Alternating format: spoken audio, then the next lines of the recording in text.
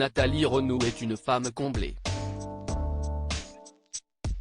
Depuis plus de 10 ans, elle s'invite dans le petit écran des téléspectateurs de M6 avec le 12h45 et le 19h45 le week-end.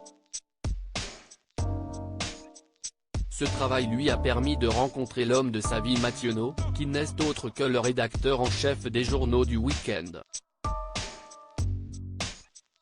Ensemble, ils ont pu avoir 2 enfants en se tournant vers l'adoption.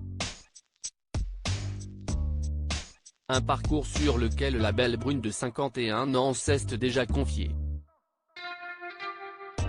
En 2013, Nathalie Renaud proposait le documentaire Alicia, Stéphane, Nathalie, ils enquêtent sur le secret de leur naissance. Un sujet sur l'adoption que la présentatrice connaît parfaitement bien puisqu'elle a elle-même adopté 2 enfants en Colombie, Manuel, en 2003, à Montería et Juan, en 2009, à Bogota. Ce sont d'ailleurs les prénoms qu'il portait et que nous trouvions très beaux, précisait-elle à Télévision Mag. Si son mari et elle se sont tournés vers ce parcours, si est-il parce qu'ils ne pouvaient pas avoir d'enfants biologiques. Il était prêt avant moi. Puis, un jour, j'ai lu un témoignage dans la presse écrite où une journaliste racontait son parcours. Ça a été le déclic. J'ai alors compris que je devais aller vers cela en devinant que ce choix aboutirait à quelque chose de concret et d'heureux. Et, en effet, 2 enfants sont arrivés dans notre foyer, a-t-elle poursuivi.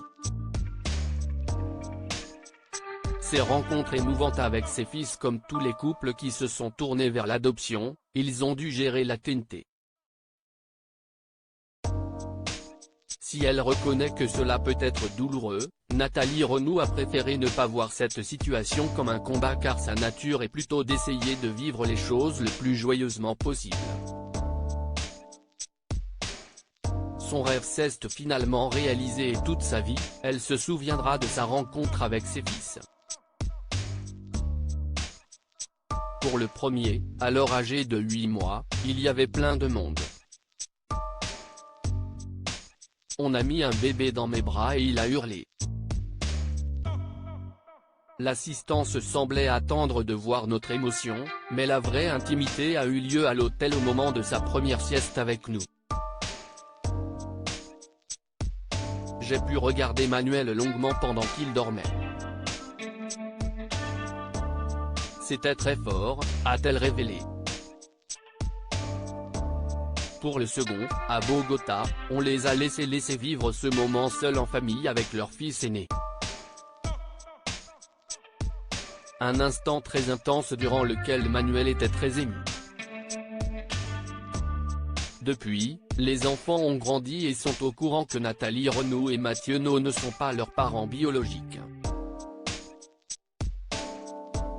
La seule crainte que l'on peut avoir, comme le montre bien le film, est de savoir jusqu'à quel point une telle quête peut empêcher un enfant ou un adulte d'avancer et d'être heureux. Moi, maman, comme toutes les mamans, j'ai envie d'un enfant apaisé, a conclu la mère de famille.